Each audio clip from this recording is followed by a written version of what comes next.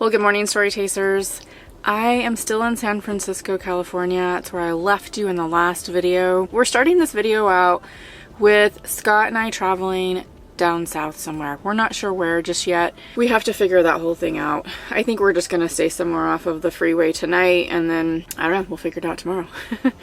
We don't always know where we're going. We have a general idea, but right now weather has been a little bit crazy.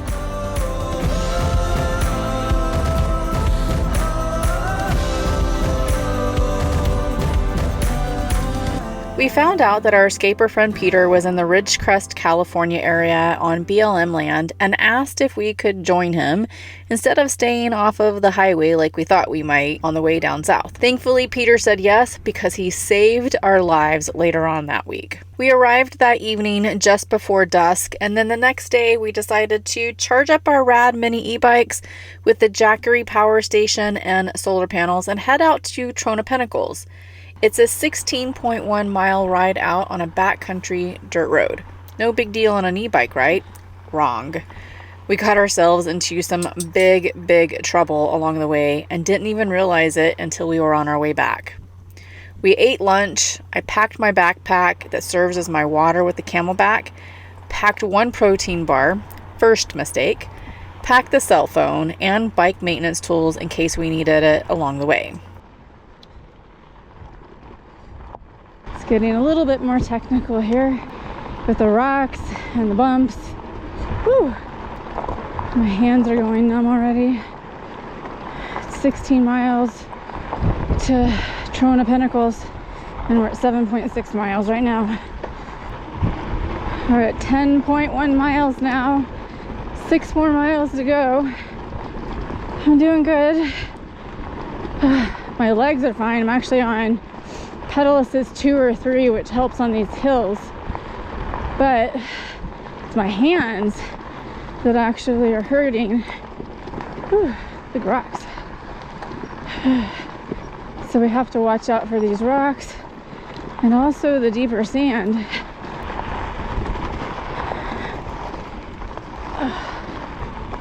There's some of those pinnacles.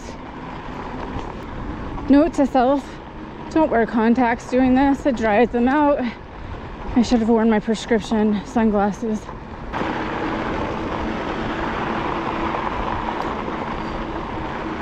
Yeah, I'm showing like a half a mile left. We've gone 15.7 miles. All right, oh, here we go. Pedal assist 5 on this one.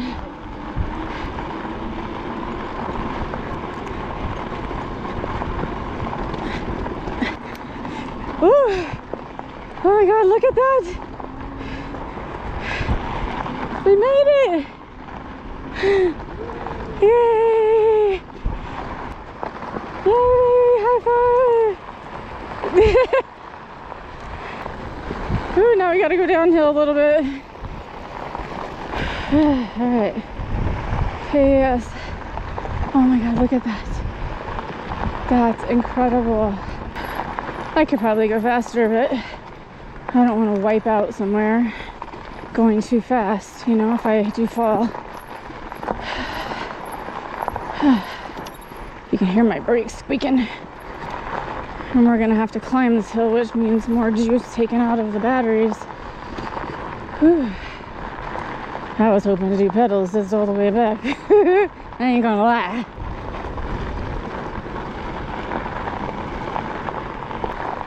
Okay, we're walking over this. Look at this. There's a railroad track that goes through here.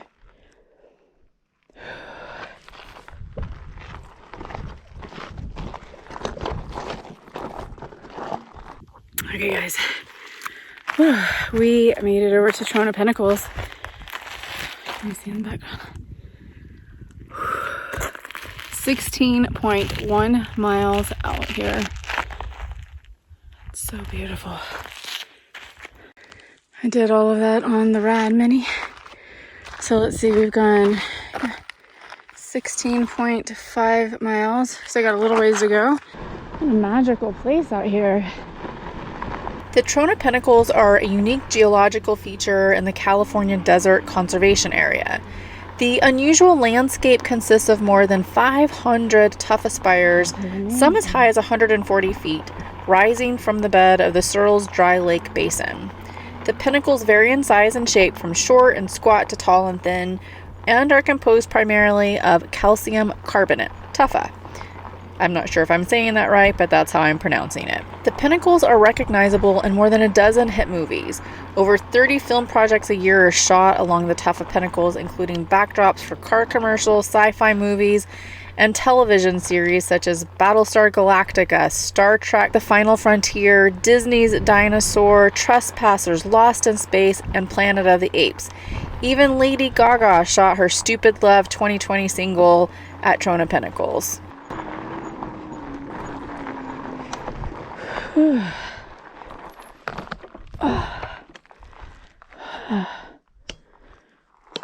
sun is so bright.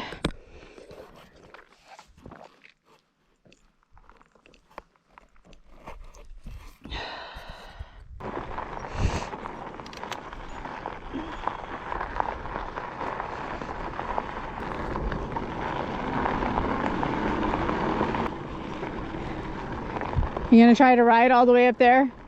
No. Heck no.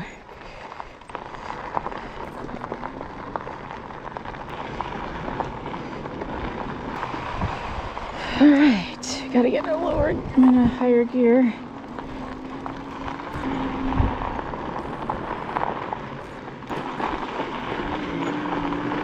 Ooh. Oh, that feels good. It does, doesn't it?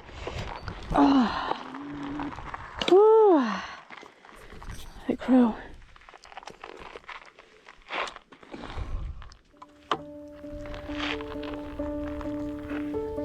Okay, so back to the disaster waiting to happen. On the way out to Trona Pinnacles, I used 1 bar of battery life for 16.1 miles, and that was using pedal assist on 1 to 3 throughout the ride. We did have to air down the tires a little bit since there was lots of deep sand and rocks along the way. You'd think it wouldn't be a problem going back on that battery and should have some juice left over. However, little did we know that that was not the case. Our second mistake was not bringing enough food and water.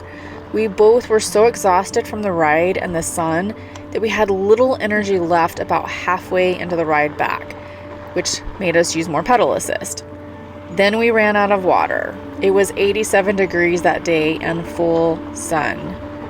Then the worst. We completely ran out of battery power with about 6 to 7 more miles to go.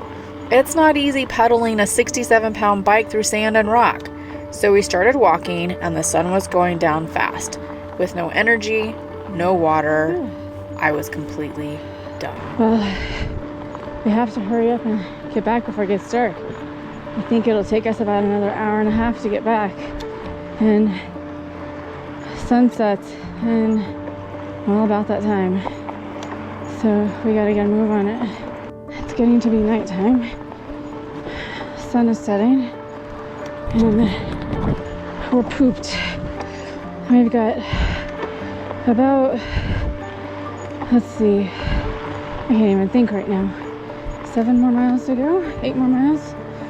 Only halfway there, which sucks because I have 1 bar left on my battery. I hope I make it there on this battery because walking this many miles is gonna suck, especially in the dark.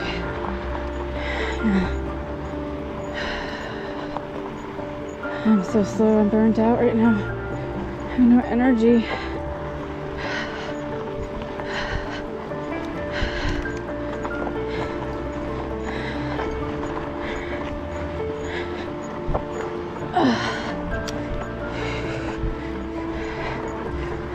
My back hurts bad.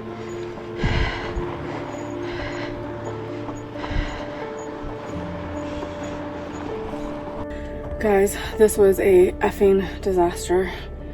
So Peter, my good friend Peter, who's up here, he actually picked me up. Scott's still walking, so we're gonna pick him up. Antigua, Washington Road.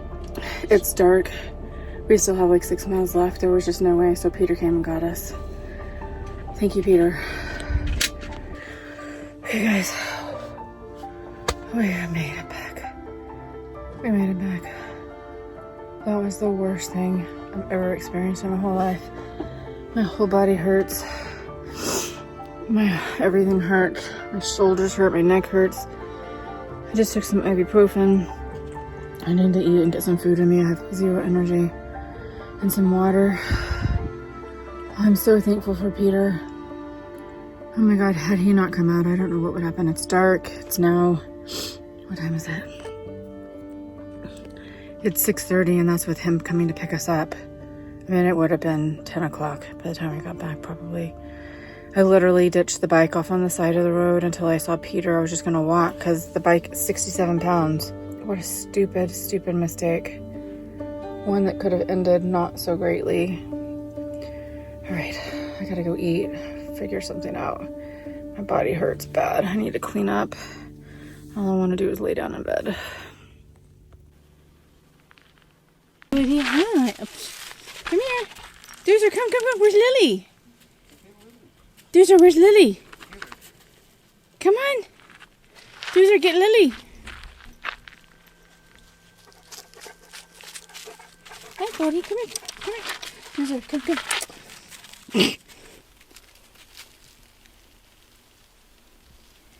Your belly hurt?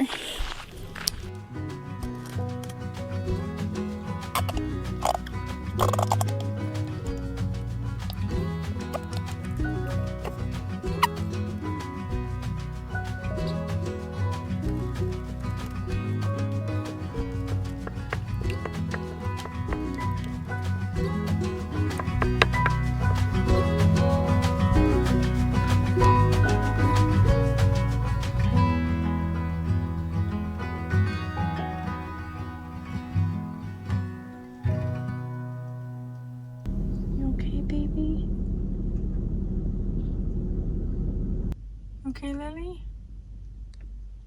Well, guys, we're headed out early. Lily still is not feeling well. It's the next morning, and her stomach is still bothering her. She's doing the down dog, so we're gonna head on to Palm Desert, which is about a 2.5 hour drive away from where we're at.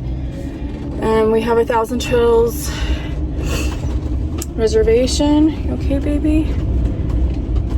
She's not holding. In half a mile, water. Turn left onto Trona Road. She won't eat, of course. I've tried. Usually what happens when she does this is I'll just withhold food for 24 hours. That usually does the trick, but she's not even holding down water, and her stomach still seems to be bothering her, and she's super lethargic. So there's a couple of VECA hospitals along the way, and my goal is hopefully to get to Palm Desert. Hopefully she'll feel better.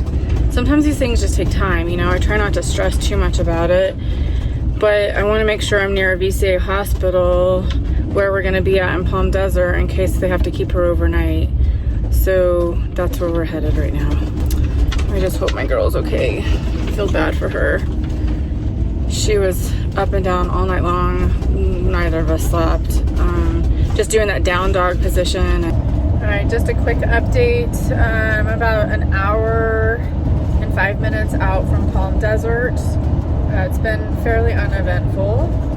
I did actually stop and get Lily some Pepcid, and for her body weight, I can give her a quarter of a 20 milligram pill. It's anywhere between 0.25 to 0.5 milligrams per pound of body weight. So I got it down her throat. Her poor little tongue is dry. So far, so good. She's had the pill in her body for about 35 to 40 minutes now, and she hasn't thrown it up. By noon today, it'll be like 24 hours since she hasn't been feeling well. She was okay yesterday morning, and she ate yesterday morning, but all the stuff that she threw up yesterday in the afternoon was her morning food, so it just was sitting in her stomach like a rock. All right, so far Lily's doing all right. She's just been sleeping, but she's starting to shake again a little bit right now. I don't know if it's because she's cold. I turned the AC off. She looked like she was gonna throw up a moment ago. I'm hoping she doesn't. But Scott's in the grocery store right now picking up a few little groceries. I needed some chicken breast and some chicken legs to make some shredded chicken for her and rice, and then also make electrolyte fluid for her, which is the bone broth. So that's what we're gonna do. Hopefully she can eat it. I feel so bad for her. Lily, you okay, baby? You can see she's shaking.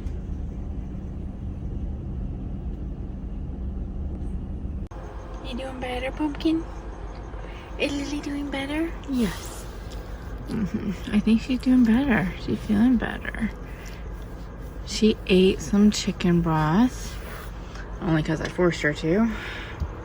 We used this little syringe here. You know what it is, don't you? And I just fill it up with chicken broth. And I gave it to her because she won't eat it on her own. Will you? Sorry. But so far she's had Pepsid, the chicken broth, a little bit of chicken and sweet potato. And she's doing okay. She hasn't thrown it up. That's a good sign.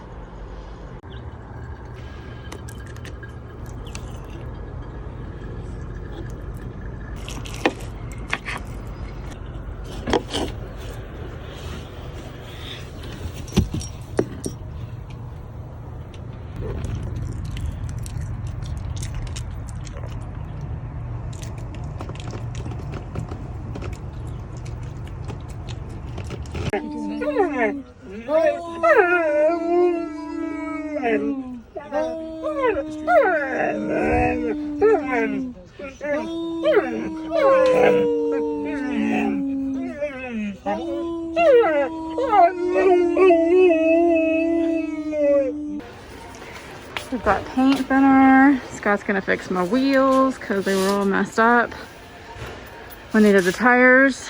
So we're at Home Depot getting all of our supplies. Okay guys, we're at the Thousand Trails. We're walking fast. There's